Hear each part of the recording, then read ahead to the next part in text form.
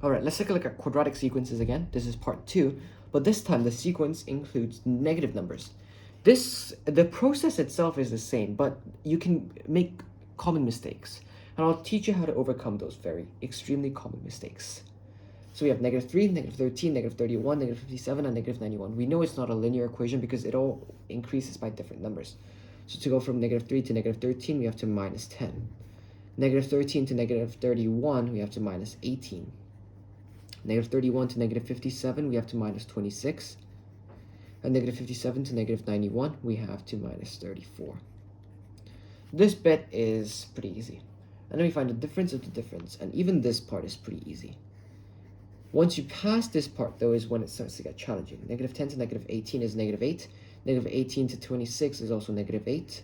Negative 26 to negative 34, the difference is also minus 8.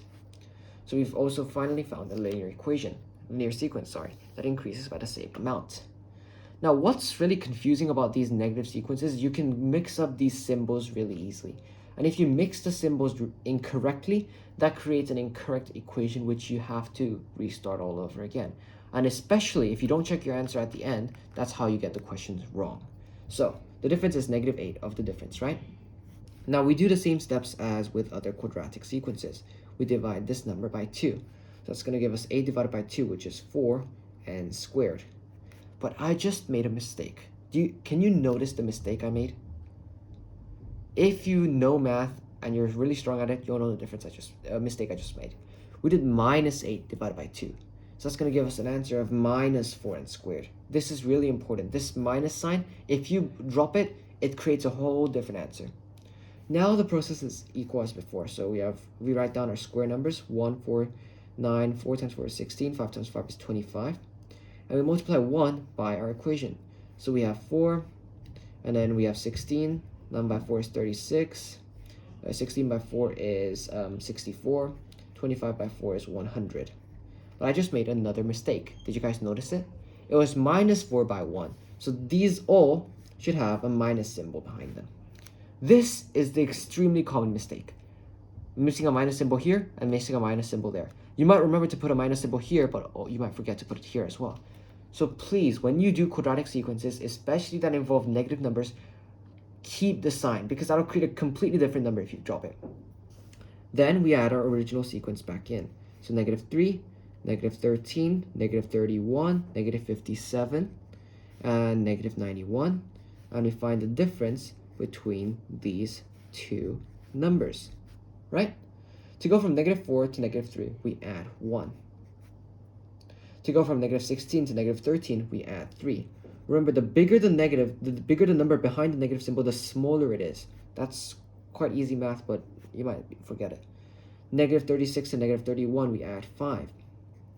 Negative 64 to 57, we add 7. Negative 100 to 91, we add 9. This is also a quadratic equation, but you'll notice that the difference between them is 2. And this time it's a positive.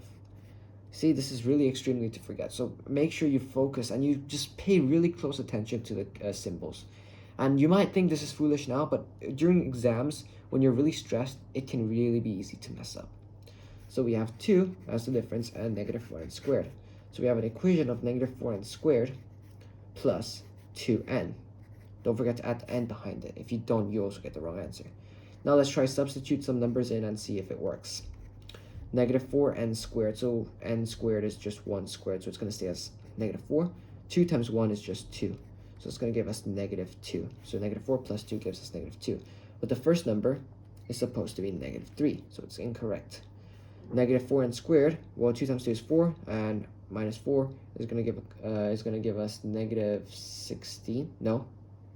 Yeah, negative 16. 2 squared is 4, and multiplied by minus 4 is going to give us negative 16. Plus 2 times 2 is 4. That'll give us negative 14, which is supposed to be negative 13.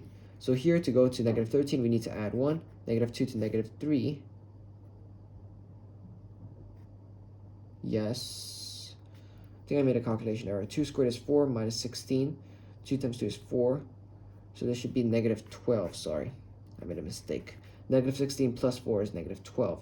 And to go to negative 13 from negative 12 is minus 1. Negative 2 to negative 3 be minus 1 as well.